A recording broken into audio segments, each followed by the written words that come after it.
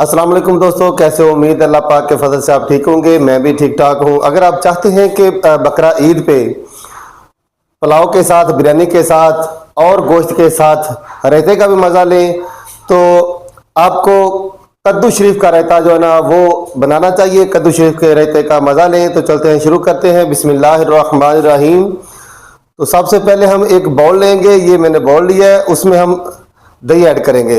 ये दही थोड़ा ज़्यादा है, मैं कम डालूंगा, आप अपने हिसाब से बना लीजिएगा, ठीक है। एक पाव दही गालबन मैंने डाल लिया है। उसके बाद हम इसमें कद्दू शरीफ डालेंगे। सबसे पहले आपने कद्दू लेना है, एक उसको छीलना है, छील के कद्दूकश करना है।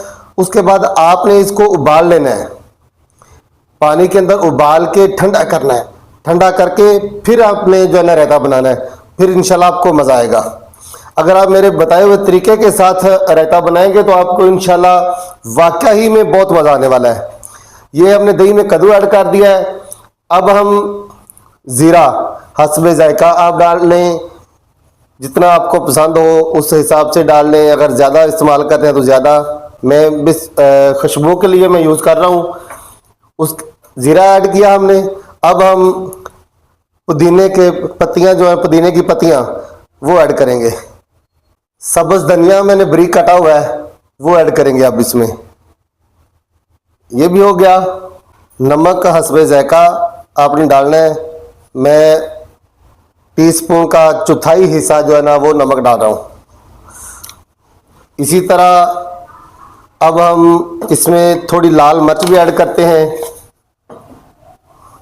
अगर आप चाहें तो काली मिर्च यूज़ कर सकते हैं पाउडर।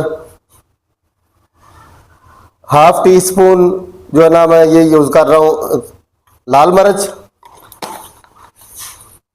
अब काली मिर्च पाउडर भी मैं यूज़ करूँगा इसमें, थोड़ी हाफ टी स्पून वो यूज़ कर रहा हूँ। अब हम मिक्सर की मदद से इसको हल कर लेते हैं। अब मिक्सर के साथ हमने इसको हल किया।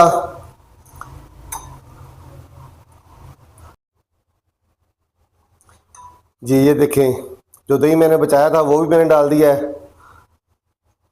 अब ये हमारा रायता जो है ना ये बिल्कुल माशाल्लाह तैयार हो गया है। तमाम चीज़ें डाल के इसको आप मिक्सर की मदद से अच्छे से हल कर लीजिएगा। अब हम शाइनिंग के लिए थोड़ा इसके ऊपर सब्ज़ धनिया फिर डालेंगे।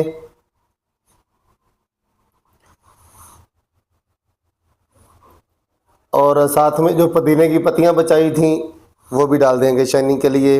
अब इसको ठंडा करके आप सर्व कर सकते हैं।